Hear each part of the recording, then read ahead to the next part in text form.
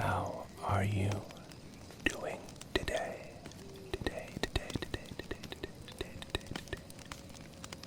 I hope this video finds you doing well. Very, very well. I have another HP Lovecraft video for you today. And this is one of the most famous stories by Lovecraft, and certainly his most famous or infamous creation. It's a story called The Call of Cthulhu. Cthulhu. Cthulhu. Cthulhu. Cthulhu. For those of you who may not know who Cthulhu is, he's a cosmic entity, a great old one, within the Lovecraftian pantheon, and he has most well-known name in the Lovecraftian horror genre, or you could say the cosmic horror genre. He's mentioned or referenced or paid homage to in all sorts of different video games, movies, books, so on. And Cthulhu has, ironically enough, generated a very devout following of people in real life. Not cultists or anything like that. Maybe, I don't actually know. But just people that really love the stories that he's in and the whole mythos behind Cthulhu. There's even a really funny South Park series. It's like a 3-part series about the Coon and Friends, which is a group of superheroes that the boys create. And Cthulhu is actually featured in that 3-part series. It's really funny from what I can remember. I highly suggest checking it out. But yeah, that is what we're going to be reading today. This is the story that kicked it all off. And from what I could find, I believe this story was published in 1928, so quite some time ago. And it was published in the pulp magazine called Weird Tales. Pretty cool. And I just want to give a big shout out to all of you who support the channel and who watch these videos and recommend me doing more, things like that. Thank you so much for everything. It really means a lot. With that being said, let's go ahead and jump in to today's story. Found among the papers of the late Francis Wayland Thurston of Boston. Part 1. The Horror in the Clay.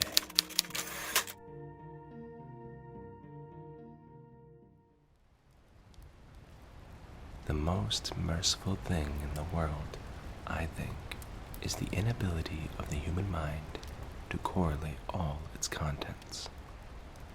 We live on a placid island of ignorance, in the midst of black seas of infinity, and it was not meant that we should voyage far. The sciences, each straining in its own direction, have hitherto harmed us little, but someday the piecing together of disassociated knowledge will open up such terrifying vistas of reality and of our frightful position therein, that we shall either go mad from the revelation or flee from the deadly light into the peace and safety of a new dark age. Theosophists have guessed at the awesome grandeur of the cosmic cycle, wherein our world and the human race form transient incidents. They have hinted at strange survivals in terms which would freeze the blood, if not masked by bland optimism. But it is not from them that there came the single glimpse of forbidden aeons, which chills me when I think of it, and maddens me when I dream of it. That glimpse, like all dread glimpses of truth, flashed out from an accidental piecing together of separated things. In this case, an old newspaper item in the notes of a dead professor. I hope that no one else will accomplish this piecing out. Certainly, if I live, I shall never knowingly supply a link in so hideous a chain. I think that the professor, too, intended to keep silent regarding the part he knew, and that he would have destroyed his notes had not sudden death seized him. My knowledge of the thing began in the winter of 1926 through the 27th, with the death of my granduncle, George Gamble Engel, Professor Emeritus of Semitic Languages in Brown University, Providence, Rhode Island. Professor Engel was widely known as an authority on ancient inscriptions, and had frequently been resorted to by the heads of prominent museums, so that his passing at the age of 92 may be recalled by many. Locally, interest was intensified by the obscurity of the cause of death. The professor had been stricken whilst returning from the Newport boat, falling suddenly, as witnesses said, after having been jostled by a nautical-looking man who had come from one of the queer dark courts on the precipitous hillside, which formed a shortcut from the waterfront to the deceased's home in William Street. Physicians were unable to find any visible disorder, but concluded, after perplexed debate, that some obscure lesion of the heart, induced by the brisk ascent of so steep a hill by so elderly a man, was responsible for the end. At the time, I saw no reason to dissent from this dictum, but latterly I'm inclined to wonder, and more than wonder. As my granduncle's heir and executor, for he died a childless widower, I was expected to go over his papers with some thoroughness, and for that purpose moved his entire set of files and boxes to my quarters in Boston. Much of the material which I correlated will later be published by the American Archaeological Society, but there was one box which I found exceedingly puzzling, and which I felt much averse from shewing to other eyes. It had been locked, and I did not find the key till it occurred to me to examine the personal ring which the professor carried always in his pocket. Then indeed I succeeded in opening it, but when I did, so seemed only to be confronted by a greater and more closely locked barrier. For what could be the meaning of the queer clay bas-relief and the disjointed jottings, ramblings, and cuttings which I found? Had my uncle, in his latter years, become credulous of the most superficial impostures? I resolved to search out the eccentric sculptor responsible for this apparent disturbance of an old man's peace of mind. The bas-relief was a rough rectangle, less than an inch thick and about 5 by 6 inches in area, obviously of modern origin. Its designs, however, were far from modern in atmosphere and suggestion, for although the vagaries of Cubism and Futurism are many and wild, they do not often reproduce that cryptic regularity which lurks in prehistoric writing. In writing of some kind, the bulk of these designs seemed certainly to be. Though my memory, despite much familiarity with the papers and collections of my uncle, failed in any way to identify this particular species, or even to hint at its remotest affiliations. Above these apparent hieroglyphics was a figure of evidently pictorial intent, though its impressionistic execution forbade a very clear idea of its nature. It seemed to be a sort of monster, or symbol representing a monster, of a form which only a diseased fancy could conceive. If I say that my somewhat extravagant imagination yielded simultaneous pictures of an octopus, a dragon, and a human caricature, I shall not be unfaithful to the spirit of the thing. A pulpy, tentacled head surmounted a grotesque and scaly body with rudimentary wings, but it was the general outline of the whole which made it most shockingly frightful. Behind the figure was a vague suggestion of a cyclopean architectural background. The writing accompanying this oddity was, aside from a stack of press cuttings, in Professor Engel's most recent hand, and made no pretense to literary style. What seemed to be the main document was headed Cthulhu Cold in characters painstakingly printed to avoid the erroneous reading of a word so unheard of. The manuscript was divided into two sections, the first of which was headed 1925 Dream and Dream Work of H.A. Wilcox, 7 Thomas Street, Providence, Rhode Island. In the second, Narrative of Inspector John R. Legrasse, 121 Pineville Street, New Orleans, Louisiana, at 1908 AAS MTG. Notes on the same in Professor Webb's account. The other manuscript papers were all brief notes, some of them accounts of the queer dreams of different persons, some of them citations from theosophical books and magazines, notably W. Scott Eliot's Atlantis and the Lost Lemuria, and the rest comments on long-surviving secret societies and hidden cults, with references to passages in such mythological and anthropological source books as Fraser's Golden Bow and Miss Murray's Witch Cult in Western Europe. The cuttings largely alluded to outre mental illnesses and outbreaks of group folly and mania in the spring of 1925. The first half of the principal manuscript told a very peculiar tale. It appears that on March 1st, 1925, a thin, dark young man of neurotic and excited aspect had called upon Professor Engel, bearing the singular clay bas-relief, which was then exceedingly damp and fresh.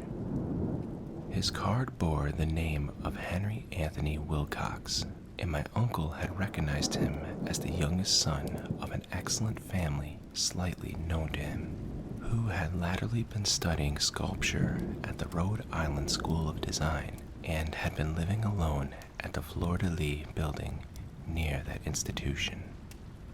Wilcox was a precocious youth of known genius but great eccentricity, and had from childhood excited attention through the strange stories and odd dreams he was in the habit of relating. He called himself psychically hypersensitive, but the staid folk of the ancient commercial city dismissed him as merely queer. Never mingling much with his kind, he had dropped gradually from social visibility, and was now known only to a small group of aesthetes from other towns. Even the Providence Art Club, anxious to preserve its conservatism, had found him quite hopeless. On the occasion of the visit ran the professor's manuscript. The sculptor abruptly asked for the benefit of his host's archaeological knowledge in identifying the hieroglyphics on the bas-relief.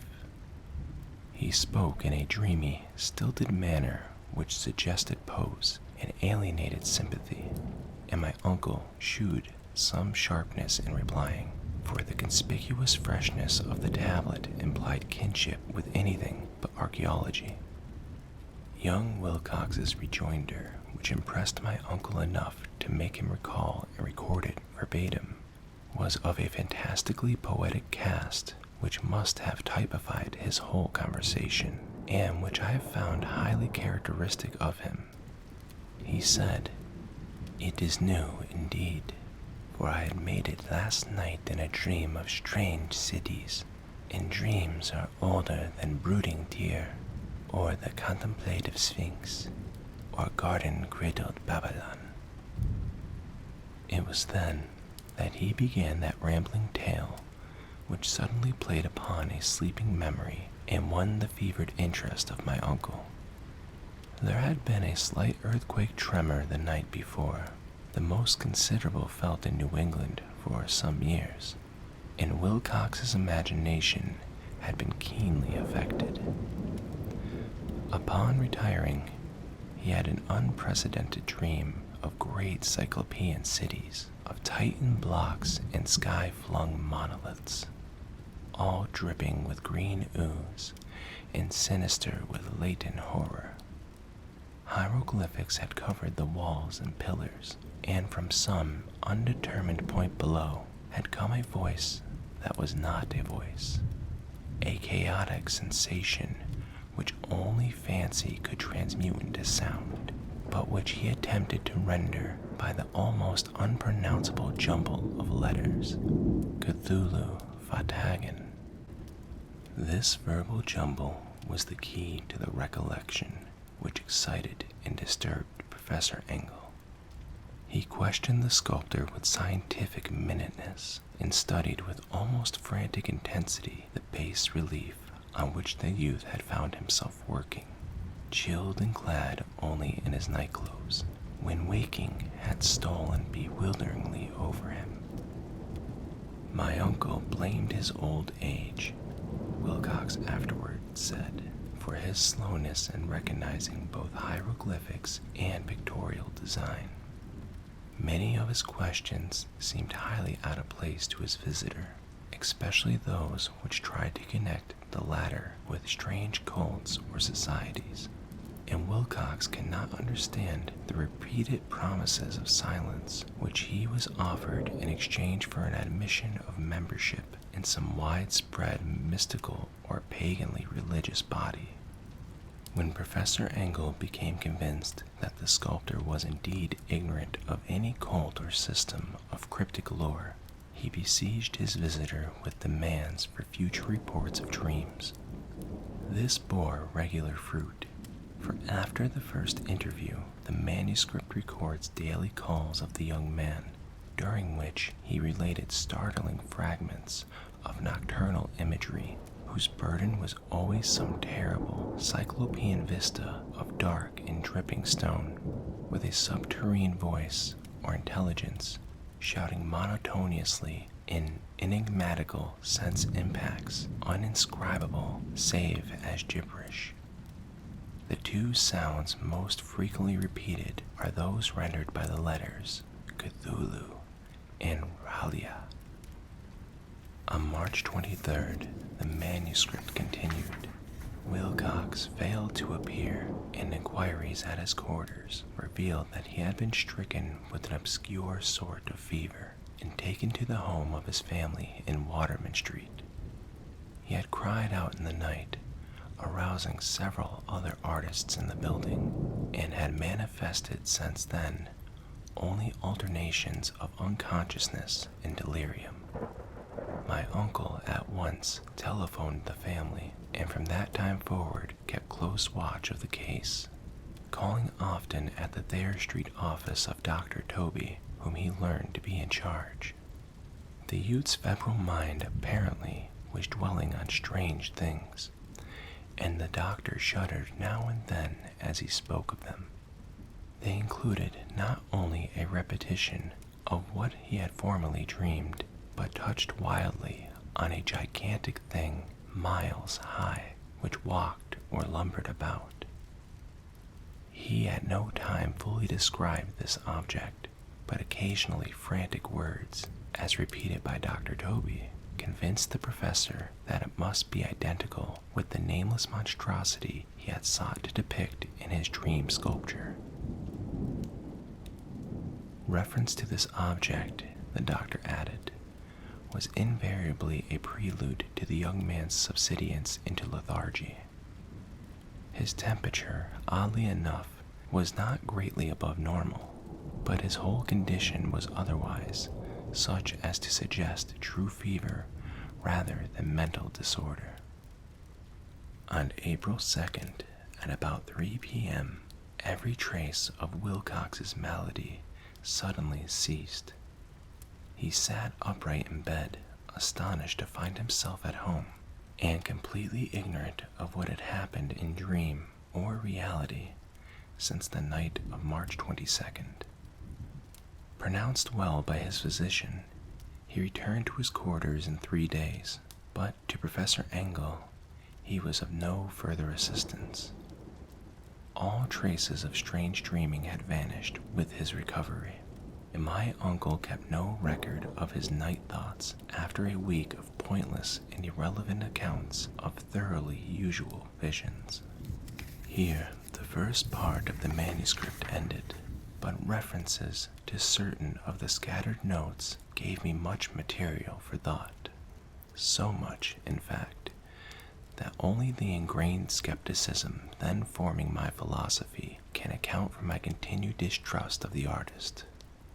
The notes in question were those descriptive of the dreams of various persons covering the same period as that in which young Wilcox had his strange visitations.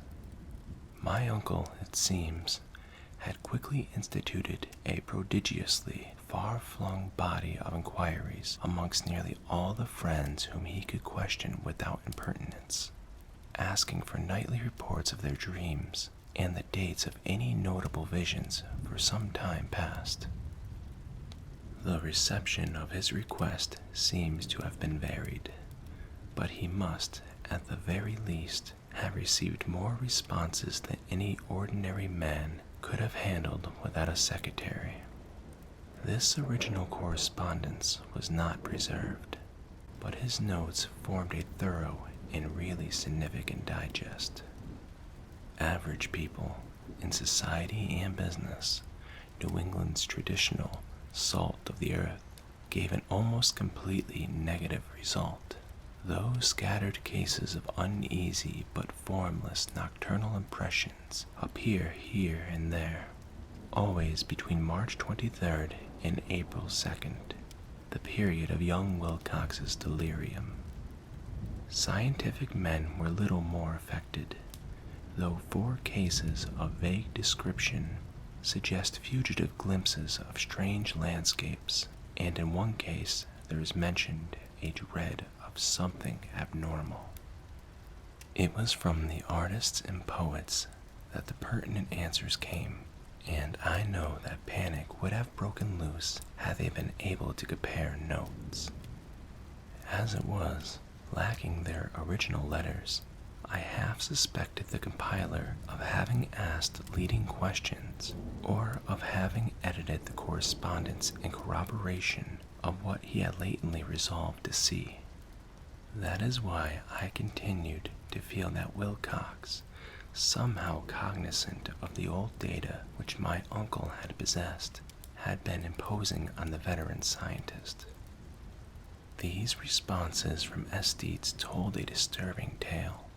From February 28th to April 2nd, a large proportion of them had dreamed very bizarre things, the intensity of the dreams being immeasurably the stronger during the period of the sculptor's delirium.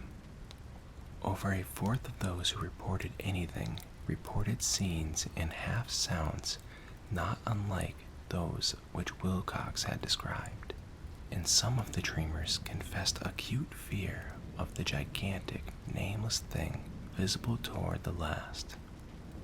One case, which the note describes with emphasis, was very sad.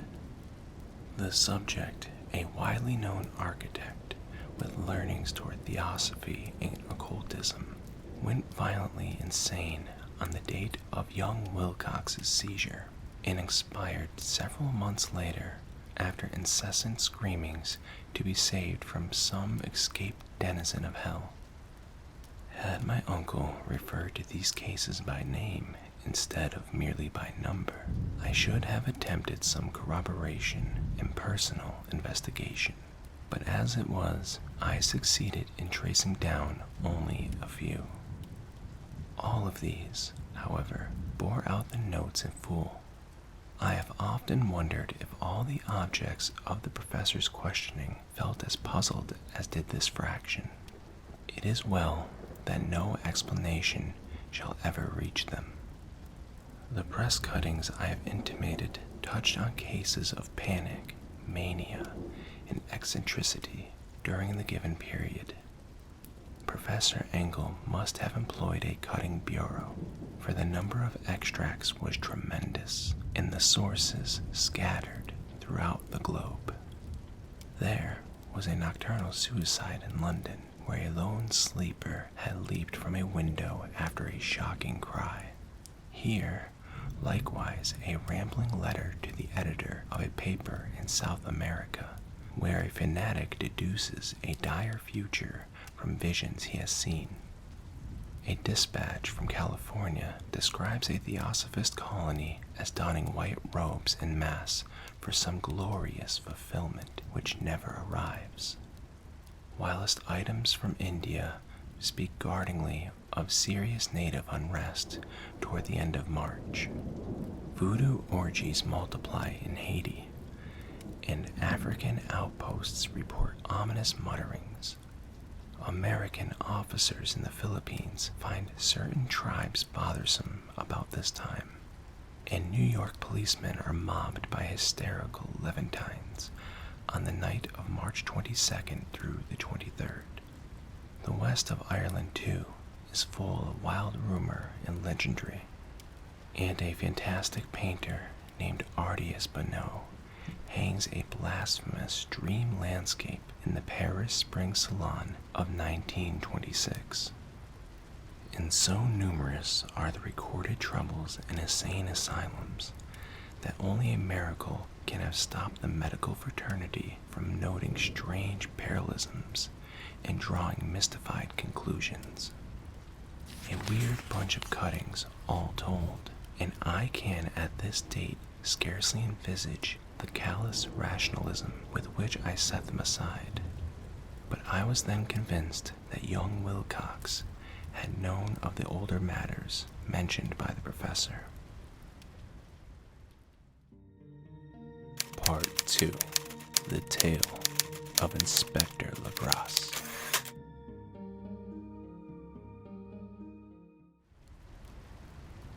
The older matters which had made the sculptor's dream in bas relief so significant to my uncle formed the subject of the second half of his long manuscript.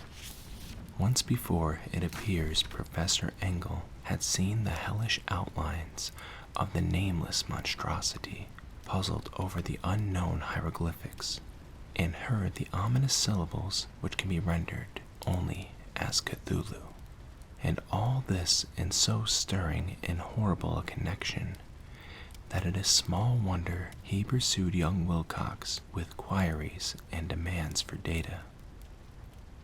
The earlier experience had come in 1908, 17 years before, when the American Archaeological Society held its annual meeting in St. Louis. Professor Engel, as befitted one of his authority and attainments, had a prominent part in all the deliberations, and was one of the first to be approached by the several outsiders who took advantage of the convocation to offer questions for correct answering and problems for expert solution.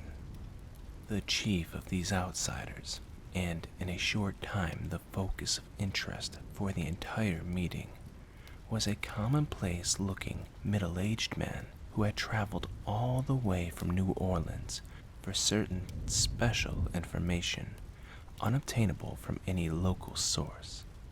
His name was John Raymond Legrasse, and he was by profession an inspector of police.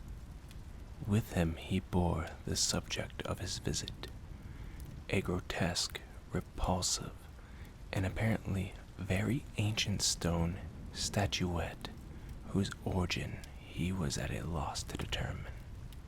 It must not be fancied that Inspector Legrasse had the least interest in archaeology. On the contrary, his wish for enlightenment was prompted by purely professional considerations. The statuette, idol, fetish, or whatever it was, had been captured some months before in the wooded swamps south of New Orleans during a raid on a supposed voodoo meeting, and so singular and hideous were the rites connected with it that the police could not but realize that they had stumbled on a dark cult totally unknown to them and infinitely more diabolic than even the blackest of the African voodoo circles. Of its origin, apart from the erratic and unbelievable tales extorted from the captured members, absolutely nothing was to be discovered. Hence the anxiety of the police for any antiquarian lore which might help them to place the frightful symbol and through it track down the cult to its fountainhead. Inspector Legrasse was scarcely prepared for the sensation which his offering created. One sight of the thing had been enough to throw the assembled men of science into a state of tense excitement, and they lost no time in crowding around him to gaze at the diminutive figure whose utter strangeness and air of genuinely abysmal antiquity hinted so potently at unopened and archaic vistas. No recognized school of sculpture had animated this terrible object, yet centuries and even thousands of years seemed recorded in its dim and greenish surface of unplaceable stone. The figure, which was finally passed slowly from man to man for close and careful study, was between 7 and 8 inches in height, and of exquisitely artistic workmanship. It represented a monster of vaguely anthropoid outline, but with an octopus-like head whose face was a mass of feelers, a scaly, rubbery-looking body, prodigious claws on hind and fore feet, and long, narrow wings behind. This thing, which seemed instinct with a fearsome and unnatural malignancy, was of a somewhat bloated corpulence, and squatted evilly on a rectangular block or pedestal covered with undecipherable characters. The tips of the wings touched the back edge of the block.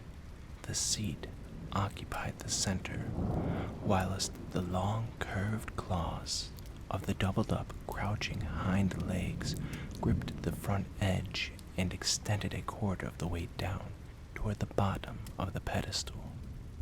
The cephalopod head was bent forward so that the ends of the facial feelers brushed the backs of huge forepaws which clasped the croucher's elevated knees. The aspect of the whole was abnormally lifelike, and the more subtly fearful because its source was so totally unknown. Its vast, awesome, and incalculable age was unmistakable, yet not one link did it shew with any known type of art belonging to civilization's youth, or indeed to any other time. Totally separate and apart, its very material was a mystery, for the soapy greenish-black stone with its golden or iridescent flecks and striations resembled nothing familiar to geology or mineralogy. The characters along the base were equally baffling, and no member present, despite a representation of half the world's expert learning in this field, could form the least notion of even the remotest linguistic kinship. They, like the subject and the material, belonged to something horribly remote and distinct from mankind as we know it, something frightfully suggestive of old and unhallowed cycles of life in which our world and our conceptions have no part. And yet, as the members severely shook their heads and confessed defeat at the inspector's problem, there was one man in that gathering who suspected a touch of bizarre familiarity in the monster's shape and writing, and who presently told with some diffidence of the odd trifle he knew. This person was the late William Channing Webb, professor of anthropology in Princeton University, and an explorer of no slight note. Professor Webb had been engaged 48 years before in a tour of Greenland and Iceland in search of some runic inscriptions which he failed to unearth, and whilst high up on the West Greenland coast, had encountered a singular tribe or cult of degenerate Esquimaux whose religion, a curious form of devil worship, chilled him with its deliberate bloodthirstiness and repulsiveness. It was a faith of which other Esquimaux knew little, and which they mentioned only with shudders, saying that it had come down from horribly ancient aeons before ever the world was made.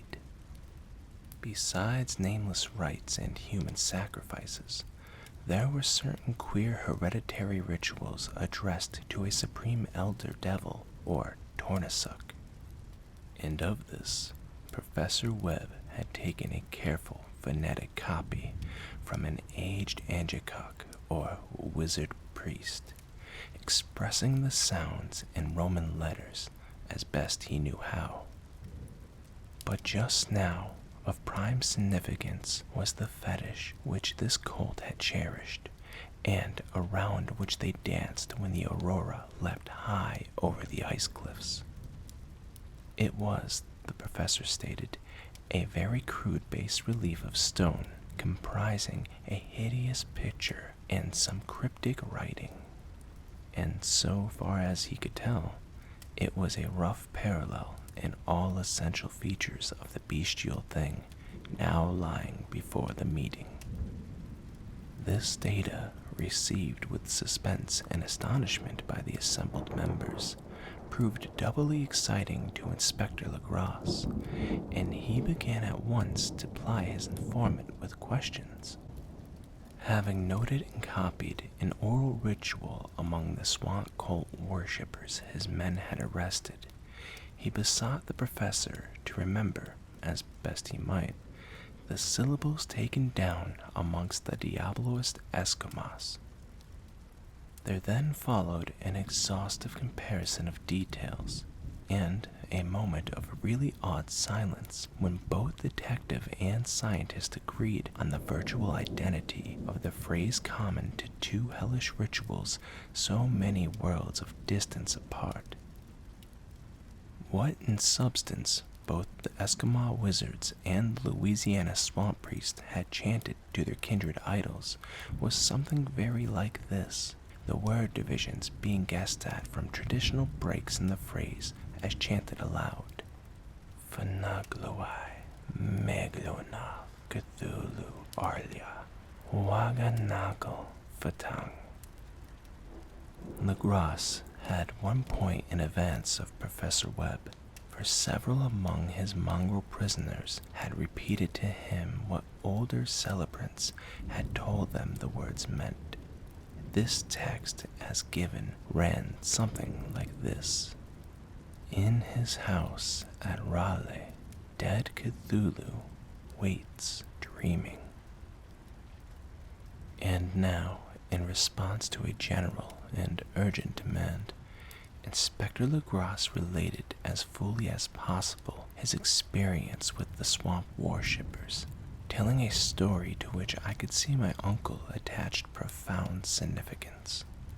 It savored of the wildest dreams of mythmaker and theosophist, and disclosed an astonishing degree of cosmic imagination among such half-castes and pariahs as might be least expected to possess it. On November 1st, 1907, there had come to the New Orleans police a frantic summons from the swamp and lagoon country to the south. The squatters there, mostly primitive but good-natured descendants of Lafayette's men, were in the grip of stark terror from an unknown thing which had stolen upon them in the night. It was voodoo, apparently, but voodoo of a more terrible sort than they had ever known, and some of their women and children had disappeared since the malevolent tom-tom had begun its incessant beating far within the black haunted woods where no dweller ventured. There were insane shouts and harrowing screams, soul-chilling chants and dancing devil flames, and, the frightened messenger added, the people could stand it no more. So a body of 20 police, filling 2 carriages and an automobile, had set out in the late afternoon with the shivering squatter as a guide. At the end of the passable road they alighted, and for miles splashed on in silence through the terrible cypress woods where the day never came. Ugly roots and malignant hanging nooses of Spanish moss beset them, and now and then a pile of dank stones or fragment of a rotting wall intensified by its hint of morbid habitation, a depression which every malformed tree and every fungus islet combined to create. At length, the squatter's settlement, a miserable huddle of huts, hove in sight, and hysterical dwellers ran out to cluster around the group of bobbing lanterns. The muffled beat of tom-toms was now faintly audible, far, far ahead, and a curdling shriek came at infrequent intervals when the wind shifted. A reddish glare, too, seemed to filter through the pale undergrowth beyond endless avenues of forest night. Reluctant even to be left alone again, each one of the cowed squatters refused point-blank to advance another inch toward the scene of unholy worship. So Inspector Legrasse and his 19 colleagues plunged on, unguided, into the black arcades of horror that none of them have ever trod before. The region now entered by the police was one of traditionally evil repute, substantially unknown and untraversed by white men. There were legends of a hidden lake unglimpsed by mortal sight, in which dwelt a huge, formless, white polypus thing with luminous eyes, and squatters whispered that bat-winged devils flew up out of caverns in inner earth to worship it at midnight. They said it had been there before D'Iberville, before La Salle, before the Indians, and before even the wholesome beasts and birds of the woods. It was nightmare itself, and to see it was to die. But it made men dream, and so they knew enough to keep away. The present voodoo orgy was, indeed, on the merest fringe of this abhorred area, but that location was bad enough. Hence, perhaps, the very place of the worship had terrified the squatters more than the shocking sounds and incidents.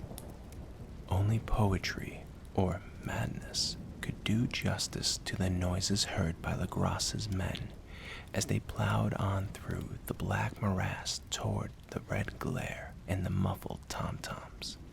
There are vocal qualities peculiar to men, and vocal qualities peculiar to beasts, and it is terrible to hear the one when the source should yield the other. Animal fury and orgiastic license here whipped themselves to demonic heights by howls and squawking ecstasies that tore and reverberated through those nighted woods like pestilential tempests from the gulfs of hell. Now and then, the less organized ululation would cease, and from what seemed a well-drilled chorus of hoarse voices would rise and sing-song chant that hideous phrase or ritual. Fungule nagol nafa, Cthulhu riel, wagal nagal vatagan. Fungule nagol nafa, Cthulhu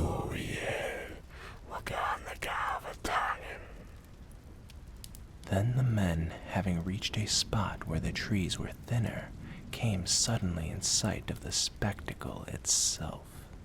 4 of them reeled, 1 fainted, and 2 were shaken into a frantic cry which the mad cacophony of the orgy fortunately deadened.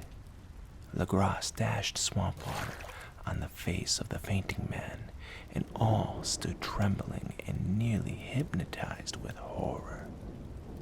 In a natural glade of the swamp stood a grassy island of perhaps an acre's extent, clear of trees and tolerably dry. On this now leaped and twisted a more indescribable horde of human abnormality than any but a Sime or an Angarola could paint.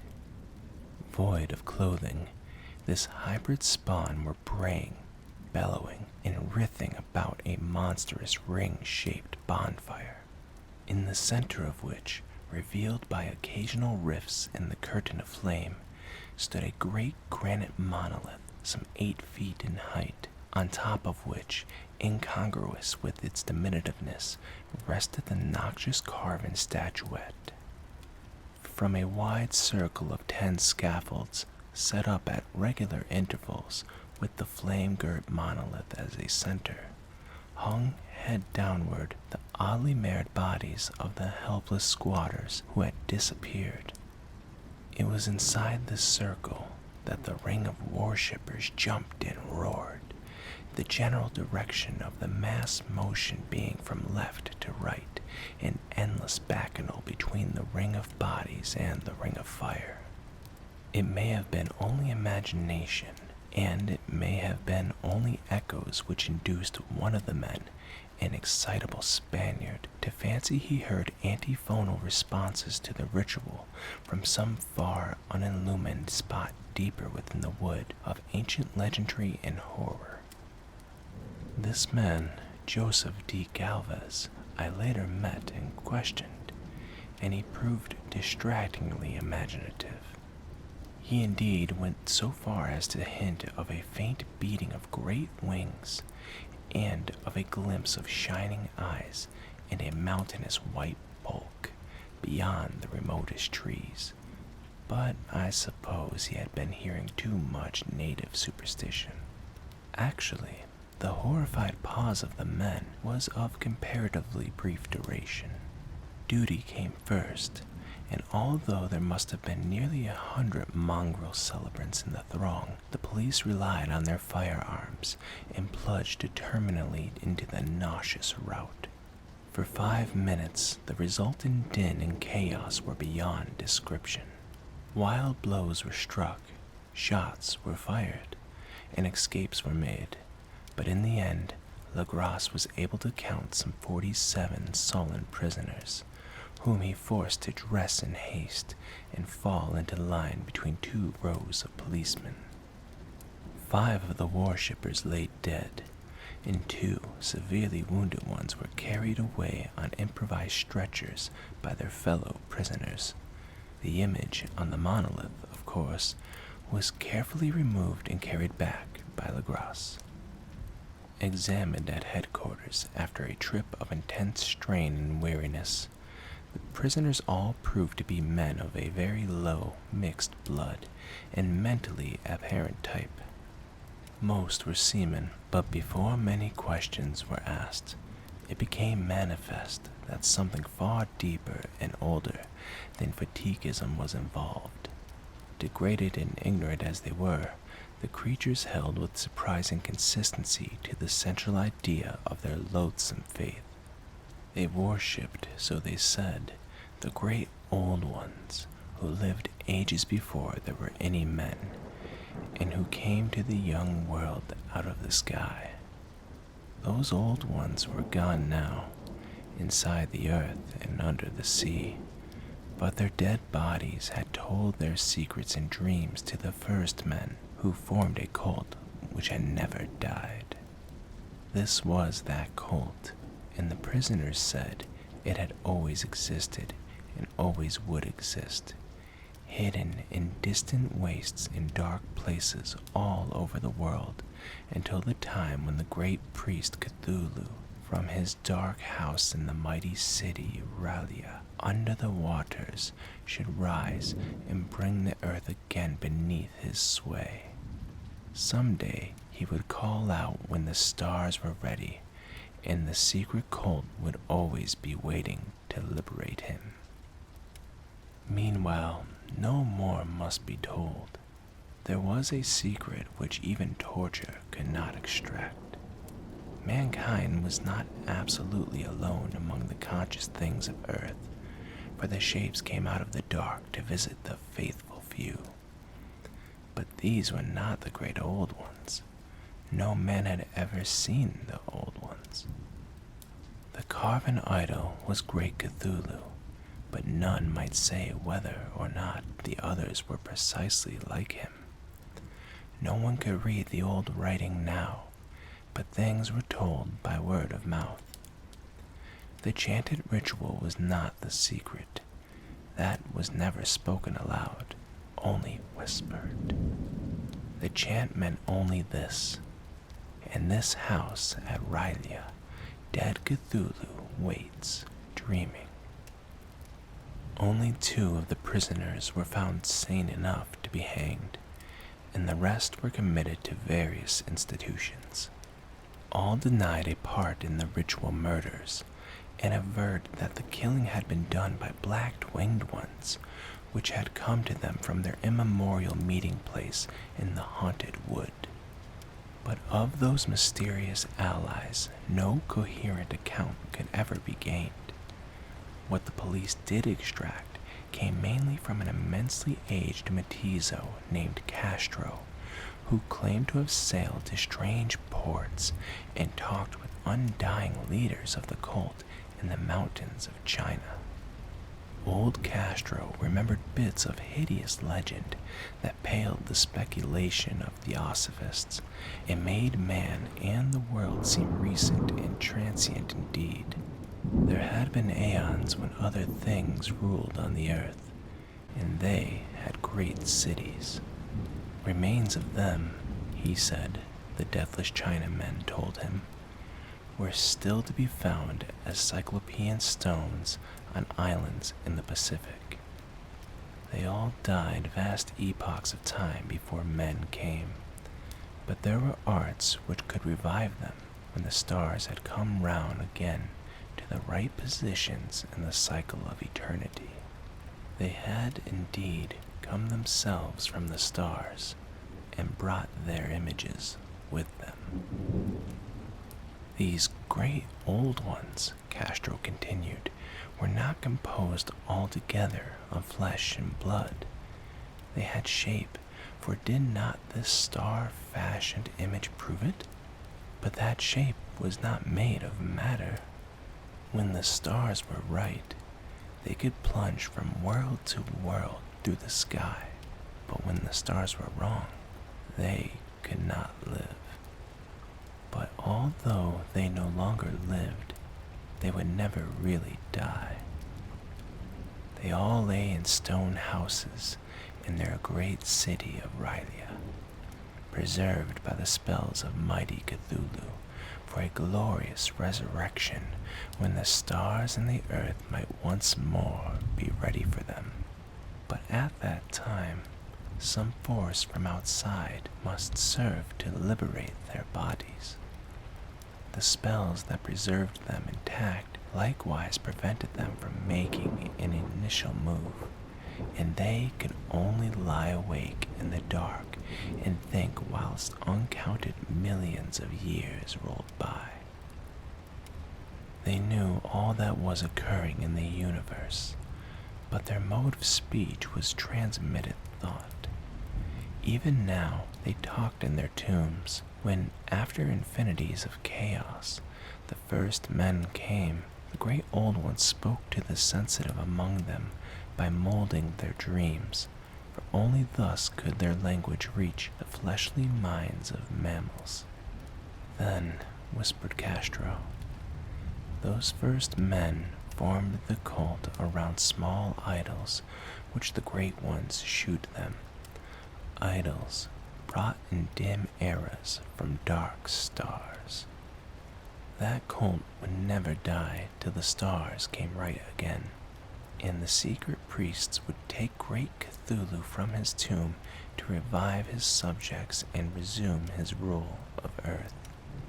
The time would be easy to know, for then mankind would have to become as the great old ones, free and wild, and beyond good and evil, with laws and morals thrown aside, and all men shouting and killing and reveling in joy.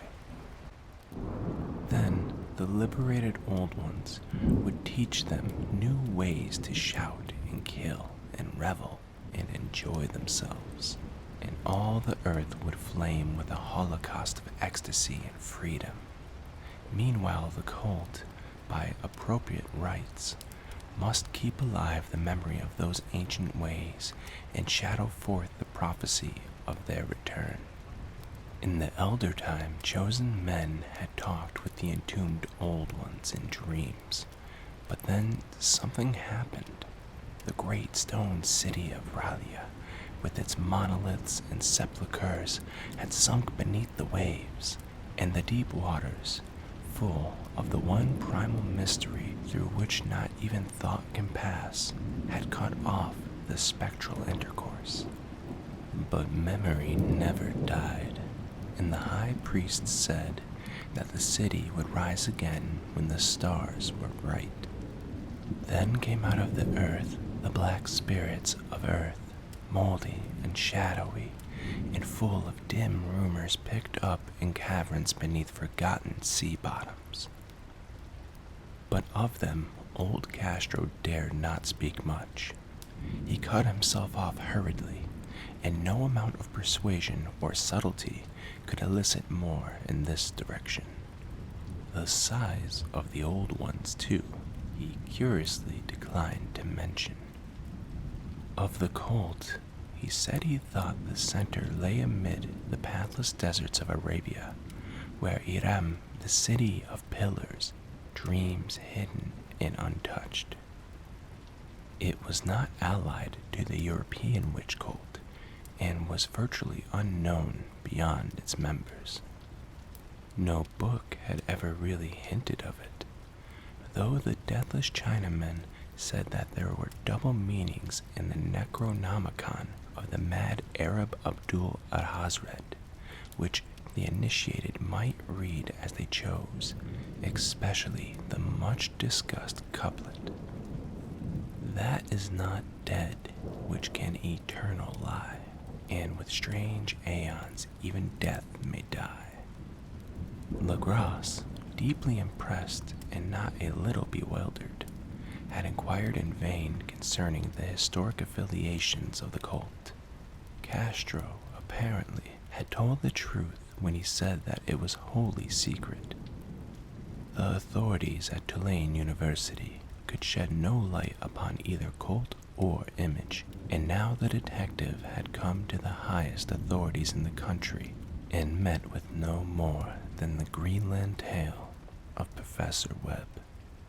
The feverish interest aroused at the meeting by Legrasse's tale, corroborated as it was by the statuette, is echoed in the subsequent correspondence of those who attended, although scant mention occurs in the formal publications of the society. Caution is the first care of those accustomed to face occasional charlatanry and imposture. Legrasse for some time lent the image to Professor Webb, but at the latter's death it was returned to him and remains in his possession, where I viewed it not long ago. It is truly a terrible thing, and unmistakably akin to the dream sculpture of young Wilcox. That my uncle was excited by the tale of the sculptor, I did not wonder, for what thoughts must arise upon hearing? After a knowledge of what Legrasse had learned of the cult, of a sensitive young man who had dreamed not only the figure and exact hieroglyphics of the swamp-bound image in the Greenland Devil tablet, but had come in his dreams upon at least 3 of the precise words of the formula uttered alike by Esquimalt Diabloists and mongrel Louisianans. Professor Engel's instant start on an investigation of the utmost thoroughness was eminently natural, though privately I suspected young Wilcox of having heard of the cult in some indirect way, and of having invented a series of dreams to heighten and continue the mystery at my uncle's expense.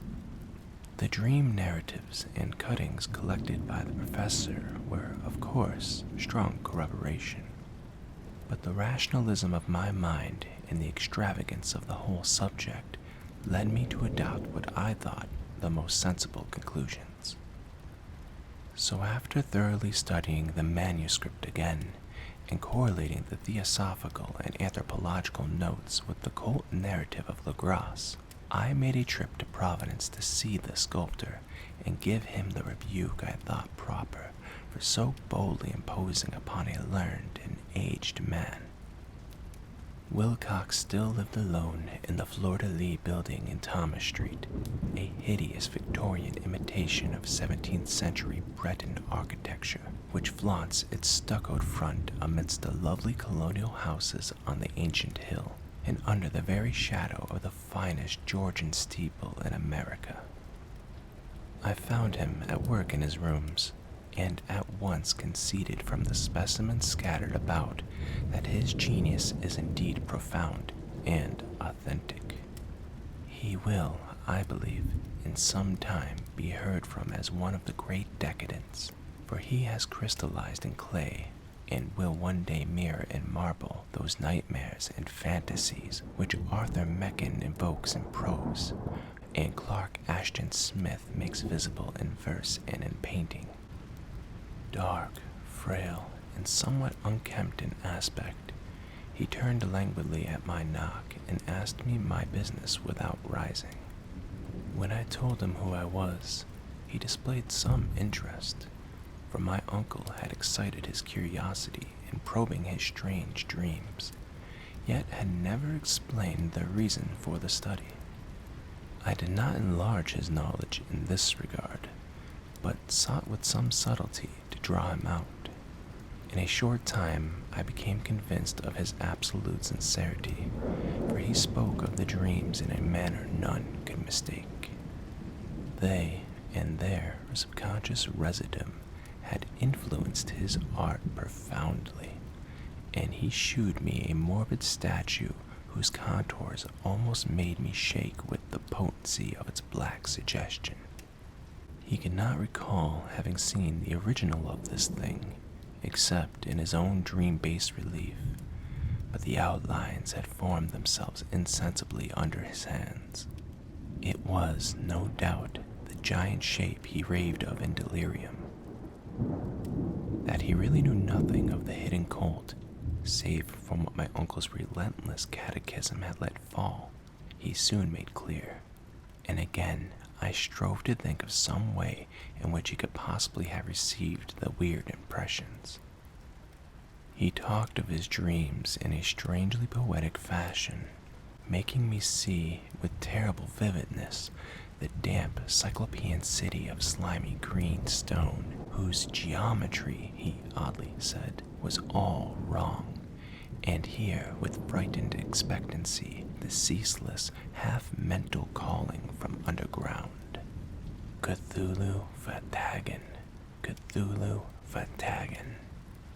These words had formed part of that dread ritual which told of dead Cthulhu's dream vigil in his stone vault at Ralia, and I felt deeply moved despite my rational beliefs. Wilcox, I was sure, had heard of the cult in some casual way, and had soon forgotten it amidst the mass of his equally weird reading and imagining. Later, by virtue of its sheer impressiveness, it had found subconscious expression in his dreams, in the bas-relief, and in the terrible statue I now beheld, so that his imposture upon my uncle had been a very innocent one. The youth was of a type, at once slightly affected and slightly ill-mannered, which I can never like, but I was willing enough now to admit both his genius and his honesty. I took leave of him amicably, and wish him all the success his talent promises. The matter of the colt still remained to fascinate me, and at times I had visions of personal fame from researches into its origin and connections. I visited New Orleans, talked with Legrasse and others of that old-time reading party, saw the frightful image, and even questioned such of the mongrel prisoners as still survived. Old Castro, unfortunately, had been dead for some years.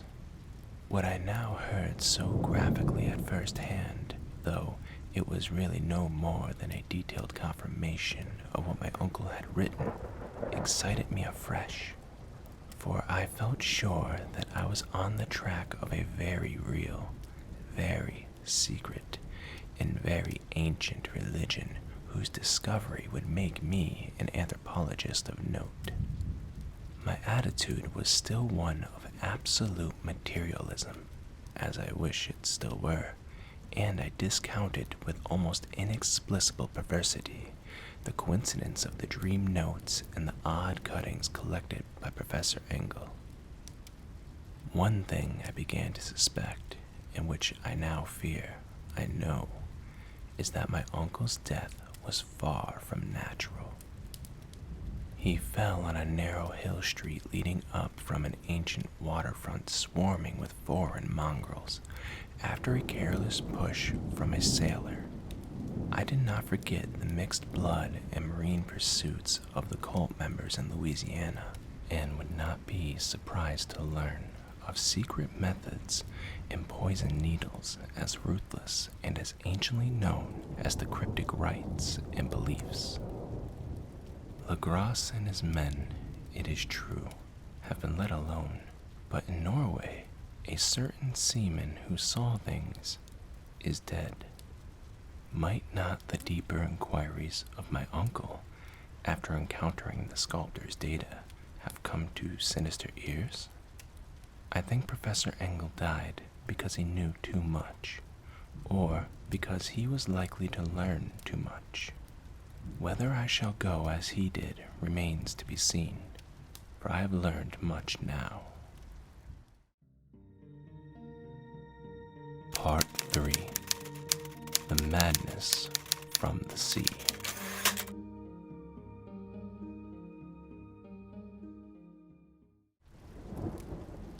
If heaven ever wishes to grant me a boon, it will be a total effacing of the results of a mere chance which fixed my eye on a certain stray piece of shelf paper. It was nothing on which I would naturally have stumbled upon in the course of my daily round, for it was an old number of an Australian journal, the Sydney Bulletin, for April 18th, 1925. It had escaped even the cutting bureau, which had at the time of its issuance been avidly collecting material for my uncle's research. I had largely given over my inquiries into what Professor Engel called the Cthulhu cult, and was visiting a learned friend in Paterson, New Jersey, the curator of a local museum and a mineralogist of note. Examining one day the reserve specimens roughly set on the storage shelves in a rear room of the museum, my eye was caught by an odd picture in one of the old papers spread beneath the stones. It was the Sydney Bulletin I have mentioned, for my friend has wide affiliations in all conceivable foreign parts. In the picture was a half-tone cut of a hideous stone image, almost identical with that which Legrasse had found in the swamp. Eagerly clearing the sheet of its precious contents, I scanned the item in detail, and was disappointed to find it of only moderate length. What it suggested, however, was of portentous significance to my flagging quest, and I carefully tore it out for immediate action. It read as follows: Mystery derelict found at sea. Vigilant arrives with helpless armed New Zealand yacht in tow. One survivor and dead man found aboard. Tale of desperate battle and deaths at sea. Rescued seaman refuses particulars of strange experience. Odd idol found in his possession. Inquiry to follow. The Morrison Company's freighter, Vigilant, bound from Valparaiso, arrived this morning at its wharf in Darling Harbor, having in tow the battled and disabled but heavily armed steam yacht Alert of Dunedin, New Zealand, which was sighted April 12th in south latitude 3421, west longitude 152.17, with one living and one dead man aboard. The Vigilant left Valparaiso March 25th, and on April 2nd was driven considerably south of her course by exceptionally heavy storms and monster waves. On April 12th, the derelict was sighted, and though apparently deserted, was found upon boarding to contain one survivor in a half-delirious condition, and one man who had evidently been dead for more than a week. The living man was clutching a horrible stone idol of unknown origin, about a foot in height, regarding whose nature authorities at Sydney University, the Royal Society, and the museum in College Street all profess complete bafflement, and which the survivor says he found in the cabin of the yacht in a small carved shrine of common pattern. This man, after recovering his senses, told an exceedingly strange story of piracy and slaughter. He is Gustav Johansen, a Norwegian of some intelligence, and had been second mate of the two-masted schooner Emma of Auckland, which sailed for Callao February 20th with a complement of 11 men. The Emma, he says, was delayed and thrown widely south of her course by the great storm of March 1st, and on March 22nd, in south latitude 4951, west longitude 128.34, encountered the Alert manned by a queer and evil-looking crew of Kanakas and half-castes. Being ordered peremptorily to turn back, Captain Collins refused, whereupon the strange crew began to fire savagely and without warning upon the schooner, with a peculiarly heavy battery of brass cannon forming part of the yacht's equipment. The Emma's men shewed fight, says the survivor, and though the schooner began to sink from shots beneath the waterline, they managed to heave alongside their enemy and board her, grappling with the savage crew on the yacht's deck, and being forced to kill them all, the number being slightly superior because of their particularly abhorrent and desperate, though rather clumsy, mode of fighting. 3 of the Emma's men, including Captain Collins and First Mate Green, were killed, and the remaining 8 under Second Mate Johansen proceeded to navigate the captured yacht, going ahead in their original direction to see if any reason for their ordering back had existed. The next day, it appears, they raised and landed on a small island, although none is known to exist in that part of the ocean. And 6 of the men somehow died ashore, though Johansen is queerly reticent about this part of his story, and speaks only of their falling into a rock chasm. Later, it seems, he and one companion boarded the yacht and tried to manage her, but were beaten about by the storm of April 2nd. From that time till his rescue on the 12th, the man remembers little, and he does not even recall when William Bryden, his companion, died. Bryden's death reveals no apparent cause, and was probably due to excitement or exposure. Cable advances from Dunedin report that the Alert was well known there as an island trader, and bore an evil reputation along the waterfront. It was owned by a curious group of half-castes whose frequent meetings and night trips to the woods attracted no little curiosity, and it had set sail in great haste just after the storm and earth tremors of March 1st. Our Auckland correspondent gives the Emma and her crew an excellent reputation, and Johansen is described as a sober and worthy man. The Admiralty will institute an inquiry on the whole matter beginning tomorrow, at which every effort will be made to induce Johansen to speak more freely than he has done hitherto. This was all, together with the picture of the hellish image. But what a train of ideas it started in my mind. Here were new treasuries of data on the Cthulhu cult, and evidence that it had strange interests at sea as well as on land. What motive prompted the hybrid crew to order back the Emma as they sailed about with their hideous idol?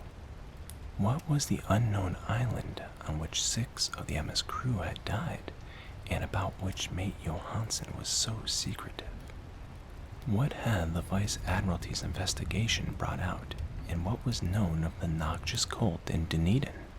And most marvelous of all, what deep and more than natural linkage of dates was this which gave a malign and now undeniable significance to the various turns of events so carefully noted by my uncle? March 1st, our February 28th, according to the international dateline, the earthquake and storm had come.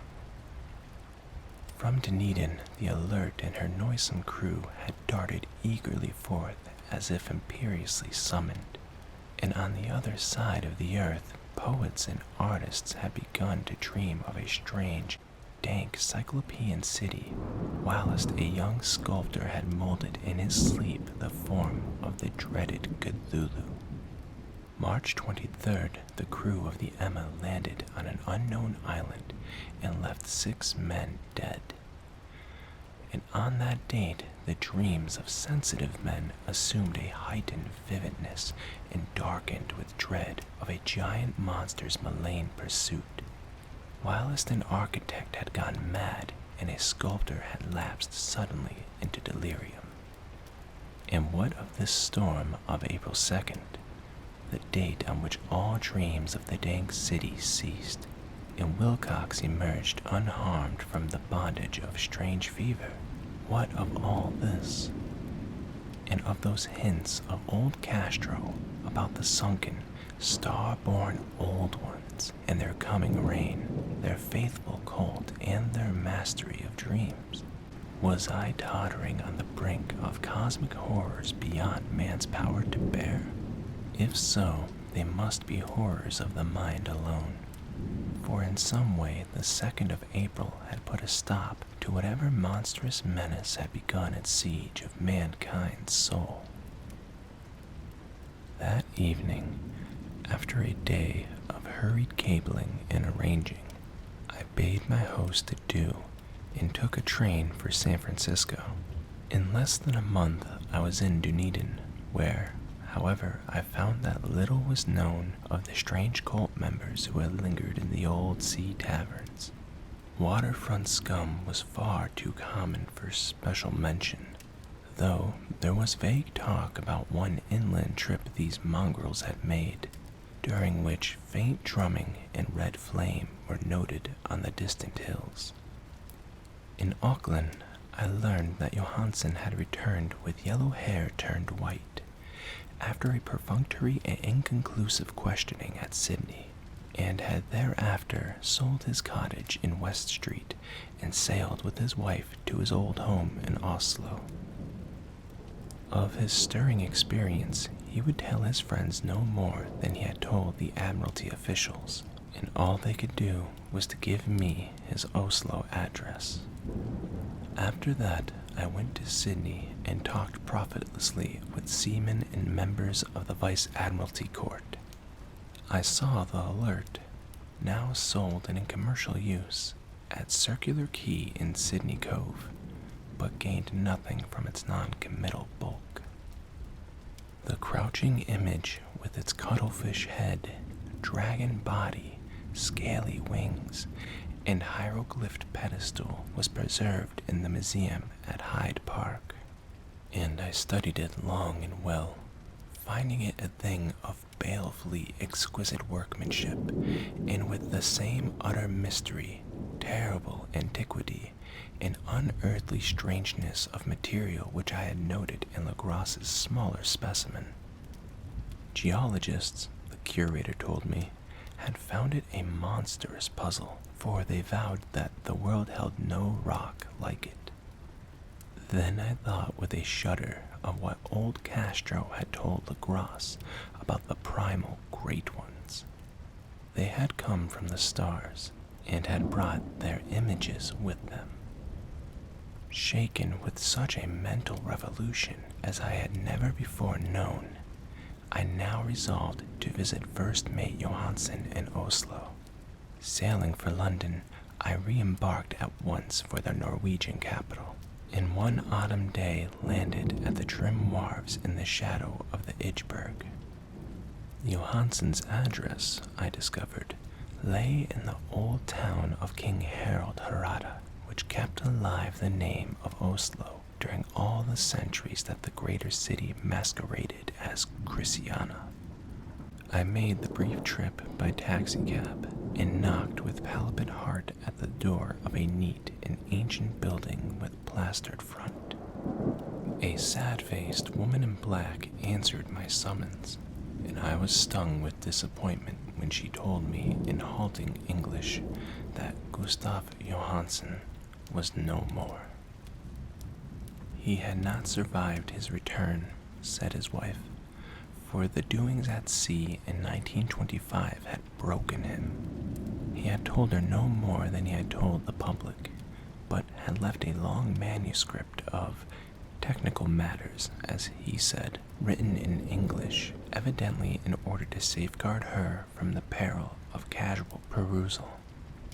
During a walk through a narrow lane near the Gothenburg dock, a bundle of papers falling from an attic window had knocked him down. Two Lascar sailors at once helped him to his feet, but before the ambulance could reach him, he was dead. Physicians found no adequate cause for the end, and laid it to heart trouble and a weakened constitution. I now felt gnawing at my vitals that dark terror which will never leave me till I, too, am at rest, accidentally or otherwise. Persuading the widow that my connection with her husband's technical matters was sufficient to entitle me to his manuscript, I bore the document away and began to read it on the London boat. It was a simple, rambling thing, a naive sailor's effort at a post facto diary, and strove to recall day by day that last awful voyage. I cannot attempt to transcribe it verbatim in all its cloudiness and redundance, but I will tell its gist enough to shew why the sound of the water against the vessel's sides became so unendurable to me that I stopped my ears with cotton. Johansen, thank God, did not know quite all, even though he saw the city and the thing. But I shall never sleep calmly again when I think of the horrors that lurk ceaselessly behind life in time and in space, and of those unhallowed blasphemies from elder stars which dream beneath the sea. Known and favored by a nightmare cult, ready and eager to loose them on the world whenever another earthquake shall heave their monstrous stone city again to the sun and air. Johansen's voyage had begun just as he told it to the Vice Admiralty. The Emma, in ballast, had cleared Auckland on February 20th, and had felt the full force of that earthquake-born tempest which must have heaved up from the sea bottom the horrors that filled men's dreams. Once more under control, the ship was making good progress when held up by the Alert on March 22nd. and I could feel the mate's regret as he wrote of her bombardment and sinking. Of the swarthy cult fiends on the alert, he speaks with significant horror. There was some peculiarly abominable quality about them, which made their destruction seem almost a duty. In Johansson's shoes, ingenious wonder at the charge of ruthlessness brought against his party during the proceedings of the Court of Inquiry. Then, driven ahead by curiosity in their captured yacht under Johansson's command, the men sight a great stone pillar sticking out of the sea, and in south latitude 47.9, west longitude 126.43, come upon a coastline of mingled mud, ooze, and weedy cyclopean masonry, which could be nothing less than a tangible substance of Earth's supreme terror. The nightmare corpse city of Ralia, that was built in measureless aeons behind history by the vast, loathsome shapes that seeped down from the dark stars. There lay great Cthulhu and his hordes, hidden in green, slimy vaults, and sending out at last, after cycles incalculable, the thoughts that spread fear to the dreams of the sensitive, and called imperiously to the faithful to come on a pilgrimage of liberation and restoration. All this Johansson did not suspect, but God knows he saw enough. I suppose that only a single mountaintop, the hideous monolith-crowned citadel whereon great Cthulhu was buried, actually emerged from the waters. When I think of the extent of all that may be brooding down there, I almost wish to kill myself forthwith. Johansson and his men were awed by the cosmic majesty of this dripping Babylon of elder daemons, and must have guessed without guidance that it was nothing of this or of any sane planet. Awe at the unbelievable size of the greenish stone blocks, at the dizzying height of the great carven monolith, and at the stupefying identity of the colossal statues and bas-reliefs with the queer image found in the shrine on the alert, is poignantly visible in every line of the mate's frightened description. Without knowing what futurism is like, Johansson achieved something very close to it when he spoke of the city. For instead of describing any definite structure or building, he dwells only on broad impressions of vast angles and stone surfaces, surfaces too great to belong to anything right or proper for this earth, and impious, with horrible images and hieroglyphs. I mention his talk about angles because it suggests something Wilcox had told me of his awful dreams. He had said that the geometry of the dream place he saw was abnormal, non-Euclidean, and loathsomely redolent of spheres and dimensions apart from ours. Now, an unlettered seaman felt the same thing whilst gazing at the terrible reality. Johansson and his men landed on a sloping mudbank on this monstrous acropolis, and clambered slipperily up over Titan oozy blocks which could have been no mortal staircase. The very sun of heaven seemed distorted when viewed through the polarizing miasma welling out from this sea-soaked perversion, and twisted menace and suspense lurked leeringly in those crazily elusive angles of carven rock, where a second glance shewed concavity after the first shewed convexity.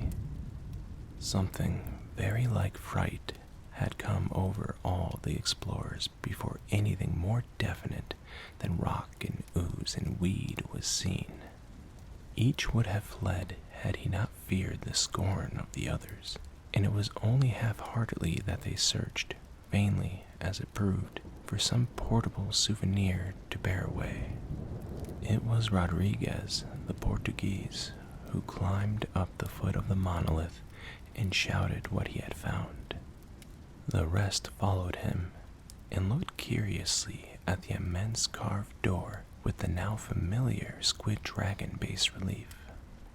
It was, Johansen said, like a great barn door, and they all felt that it was a door because of the ornate lintel, threshold, and jambs around it, though they could not decide whether it lay flat like a trapdoor or slantwise like an outside cellar door. As Wilcox would have said, the geometry of the place was all wrong. One could not be sure that the sea and the ground were horizontal, hence the relative position of everything else seemed phantasmally variable. Bryden pushed at the stone in several places without result. Then Donovan felt over it delicately around the edge, pressing each point separately as he went. He climbed interminably along the grotesque stone molding. That is, one would call it climbing if the thing was not after all horizontal.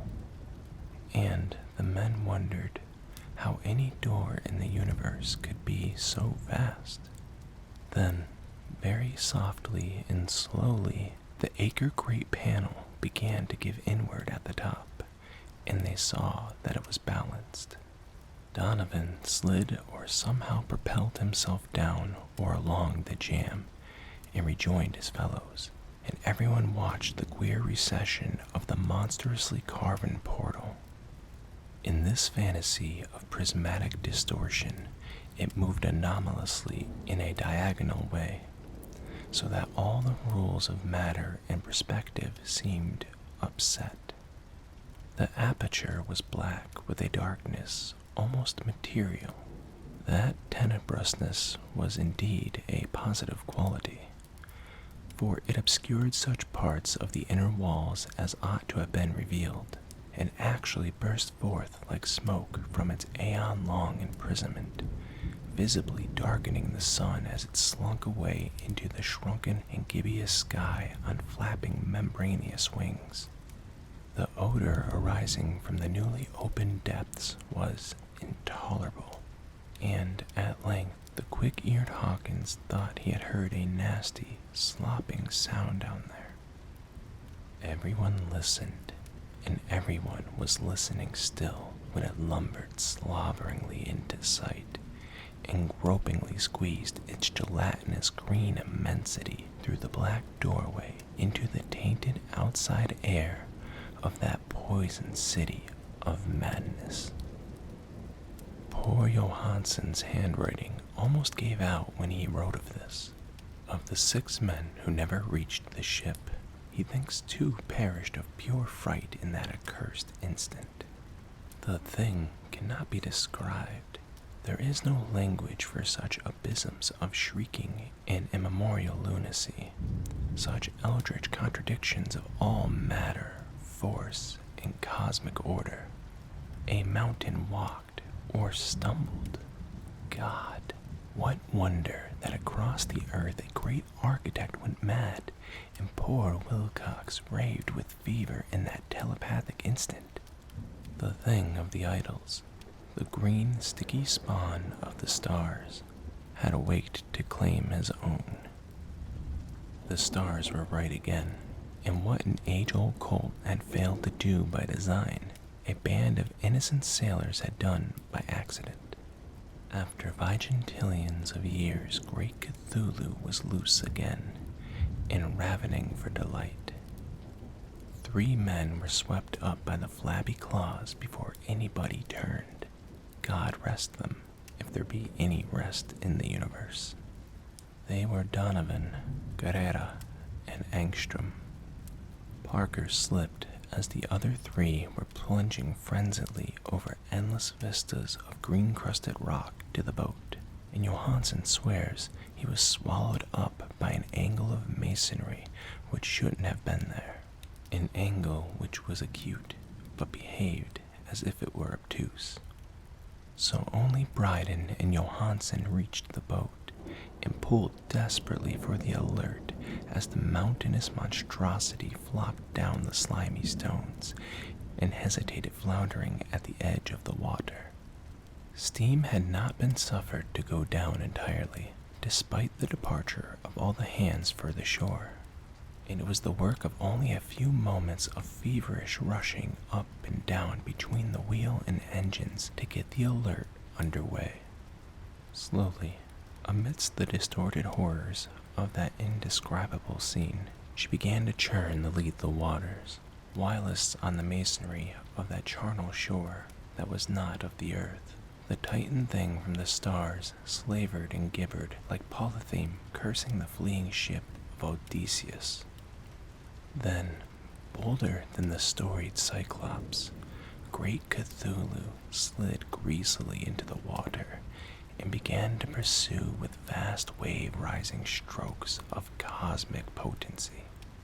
Bryden looked back and went mad, laughing shrilly as he kept on laughing at intervals till death found him one night in the cabin, whilst Johansen was wandering deliriously. But Johansen had not given out yet, knowing that the thing could surely overtake the alert until steam was fully up.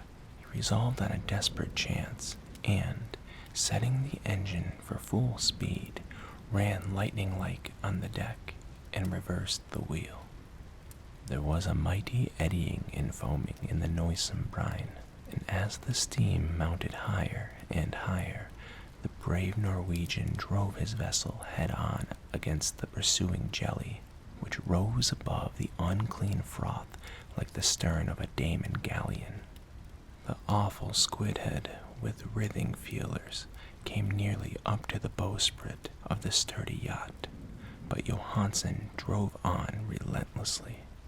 There was a bursting as of an exploding bladder, a slushy nastiness as of a cloven sunfish, a stench as of 1,000 opened graves, and a sound that the chronicler would not put on paper.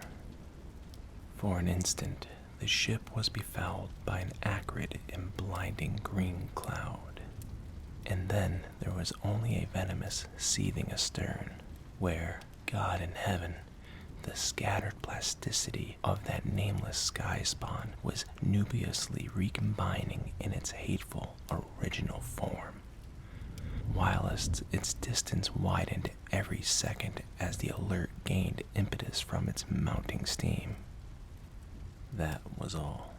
After that, Johansen only brooded over the idol in the cabin and attended to a few matters of food for himself and the laughing maniac by his side. He did not try to navigate after that first bold flight, for the reaction had taken something out of his soul. Then came the storm of April 2nd, and a gathering of the clouds about his consciousness.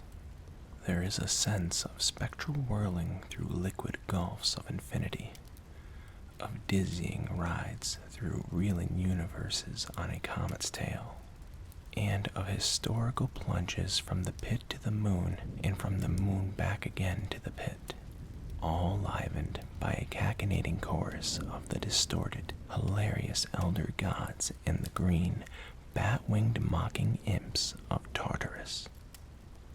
Out of that dream came rescue, the vigilant, the Vice-Admiralty Court, the streets of Dunedin, and the long voyage back home to the old house by the Itchberg. He could not tell. They would think him mad.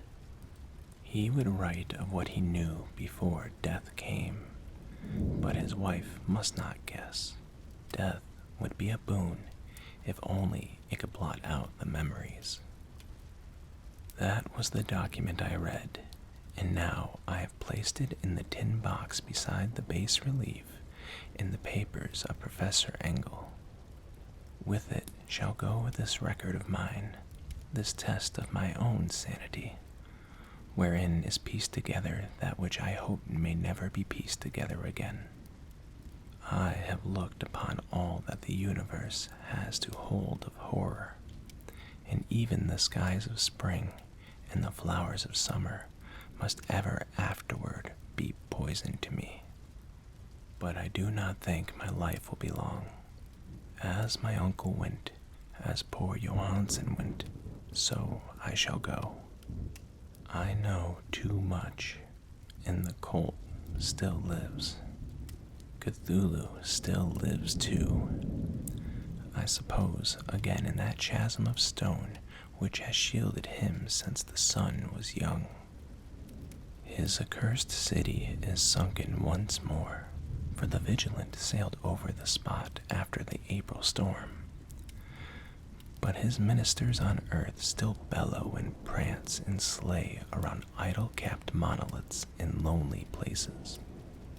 He must have been trapped by the sinking whilst within his black abyss, or else the world would by now be screaming with fright and frenzy. Who knows the end? What has arisen may sink, and what has sunk may rise. Loathsomeness waits in dreams in the deep, and decay spreads over the tottering cities of men. A time will come, but I must not and cannot think. Let me pray that, if I do not survive this manuscript, my executors may put caution before audacity and see that it meets no other eye.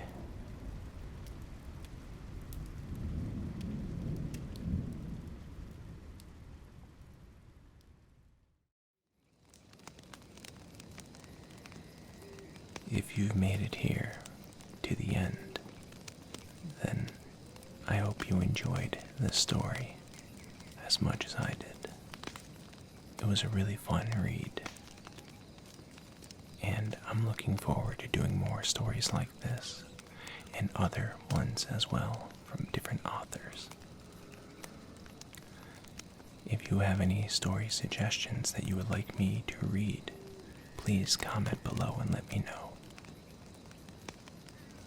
Also, what did you think of the story? Are you an HP Lovecraft fan and already have read it before? Or was this your first time ever hearing it? I'd be very curious to know. And again, thank you all so much for tuning in and hanging out with me. And thank you so much for all of your support. It really does mean a lot, and I greatly appreciate it. Well, friends, this is where I will say goodbye. Until next time, I hope you have yourself a great morning, or afternoon, or evening. And most importantly, I hope you sleep well. Good night. Good night, good night, good night, good night. Good night, good night, good night, good night. Get some sleep. Think about